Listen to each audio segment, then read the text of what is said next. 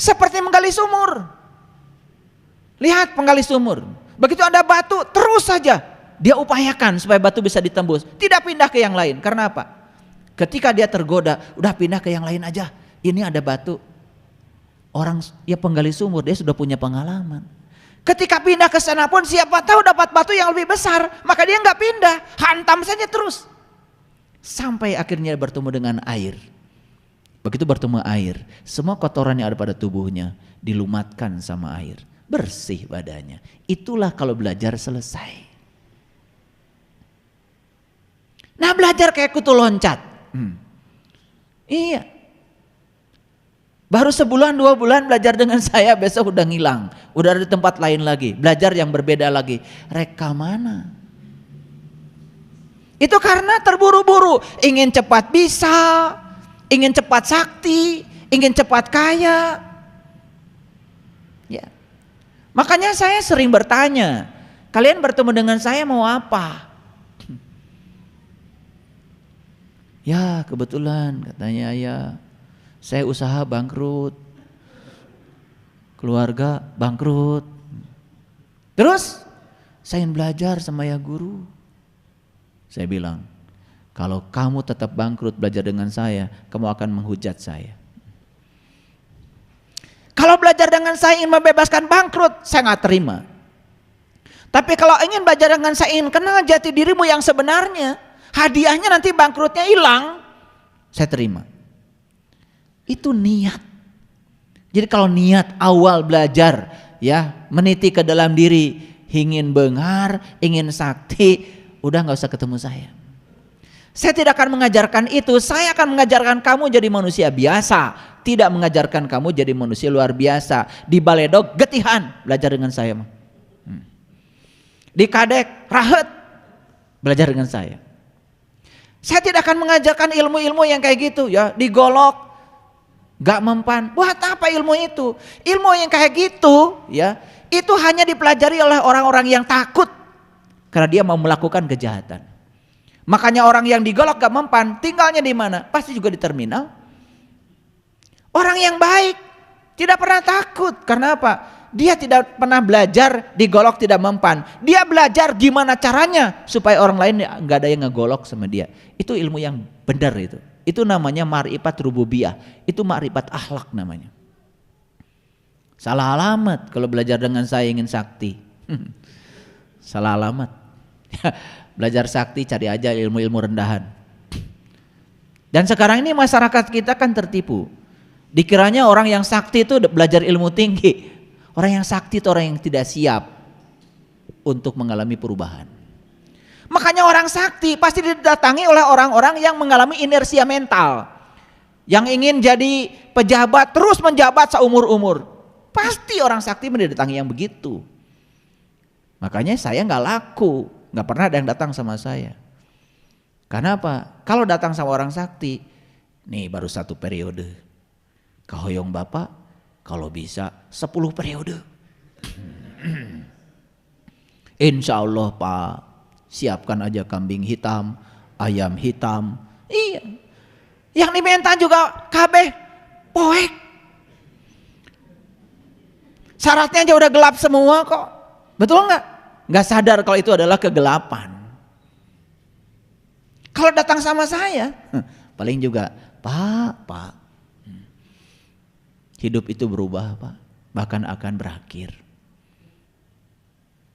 Paling begitu. Siapkan aja diri Bapak besok kalau tidak jadi lagi. Kalau belajar dengan saya begitu. Makanya nggak laku, nggak ada yang datang sama saya. Saya justru mengajarkan gimana caranya orang ini siap menerima perubahan. Orang bodoh mengajarkan gimana caranya orang ini melekat pada kenyamanan dan tidak siap menerima perubahan. Kan ujung-ujungnya siap atau tidak siap tetap wae eureun. Siap tidak siap tetap aja mati. Saya tanya kalian udah siap mati enggak? Kan enggak penting. Yang siap mati enggak siap mati kan mati juga. Ngerti maksud saya?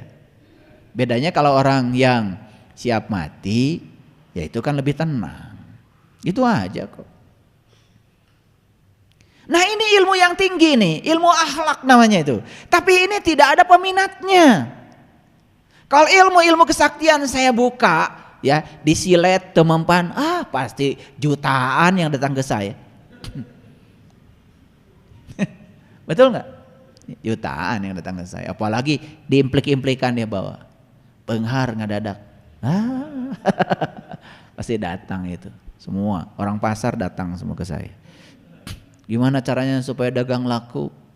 Hari dagang mah cuma 2 hukumnya, kadang laku, kadang tidak. Gitu aja. Kalau datang ke saya, siap-siap kadang-kadang laku, kadang henteu. Paling juga begitu. Atuh gitu mau moal ka dieu. Gitu. Padahal ini yang disebut dengan ilmu sejati. Hidup di alam nyata. Karena apa? Dualitas itu bukan untuk ditandingkan, tapi disandingkan. Kita akan merasakan nikmatnya ada ketika kita pernah tidak ada. Makanya pengumuman dari saya nih, ya. Kalau pernah kaya, ya, jangan ingat-ingat. Kalau pernah miskin, ingat-ingat. Tuh, pesan dari saya. Kalau pernah kaya, tong diingat. Tong diingat. Hayo we ngobrolkeun ka batur, abdi mah baheula kieu, baheula. Makanya kalau pernah bengar, lupakan. Kalau pernah kaya, lupakan. Kalau pernah jabatannya tinggi, lupakan. Tapi kalau pernah sengsara, ingat-ingat. Ya, ingat-ingat. Supaya ada rasa syukur. Da karasana aya teh, perdah urang geus ngarasakeun eueuh. Itu sebetulnya. Jadi dualitas itu bukan untuk ditandingkan, tapi untuk disandingkan. Itu 2 sisi mata uang yang sama. Itu namanya kebenaran. Jadi saya tidak akan mengajarkan melawan hukum alam. Justru saya akan mengajarkan gimana caranya kalian adaptif terhadap hukum alam. Makanya manusia cerdas adalah manusia yang adaptif terhadap perubahan. Itu manusia cerdas. Saya tidak bicara orang pintar. Malah orang pintar malah lolobana. Horea merubah teh. Kalau sudah menduduki jabatan tertentu, hayang saneng-eneng didinya. Nyogok situ, nyogok sini. Betul nggak? Iya. Cari dukun situ, cari dukun sini. Macam-macam yang dilakukan. Luar biasa, ya. Oke, siapkan diri kita untuk perubahan. Karena apa? Karena hidup itu adalah perubahan. Orang cerdas adalah yang adaptif, mudah beradaptasi pada setiap perubahan. Paham? Oke. Baik, hukum Newton udah selesai. Nah, kita pakai Quran nih, biar kelihatan ngajinya. Karena kalau nggak pakai Quran banyak, ini ngaji apa nggak pakai Quran? Nah. Baik, kita lihat ayatnya. A'udzubillahi minasyaitonirrajim. Bismillahirrahmanirrahim. Wa izib tala Ibrahim rabbuhu bikalimatin fa'atamahunna. Qala inni ja'iluka linnasi imama. Qala wa min dzurriyyati. Qala la yanalu ahdid dzalimin. Ini kenapa saya buka dengan ayat ini? Penting sekali. Dan Ibrahim diuji oleh Tuhannya beberapa kalimat. Lalu Ibrahim menunaikannya. Allah berfirman, sesungguhnya aku akan menjadikanmu imam bagi seluruh manusia. Ini kata-katanya jelas sekali ya. Apa? Qala, kata Allah, ini kami ja'iluka akan menjadikan kamu linnasi imama.